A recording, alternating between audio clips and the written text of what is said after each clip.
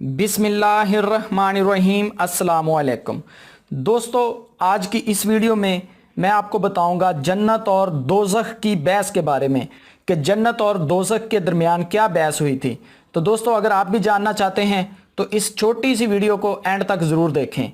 अगर आप इस चैनल पर पहली बार आए हो तो इस चैनल को सब्सक्राइब करके साथ ही बने हुए बेल के बटन को भी दबा दें ताकि मेरी आने वाली हर वीडियो का नोटिफिकेशन आपको मिलता रहे।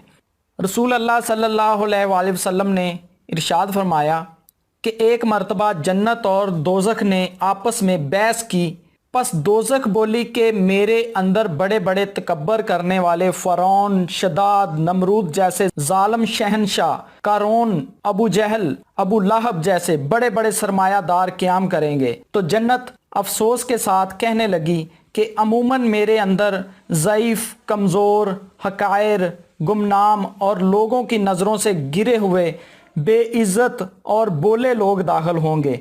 तब अल्लाह ताला ने इरशाद फरमाया, ए जन्नत, तू मेरी रहमत का मकाम है, मैं जिस पर रहमत करना चाहूँगा इसको तेरे अंदर दाखिल करूँगा। और दोज़ख से फरमाया, ए दोज़ख, तू मेरे अजाब की जगह है, जिस पर अजाब करना चाहूँगा इसको तेरे अंदर दाखिल करूँगा और तुम दोनों का पेट भर दूँगा।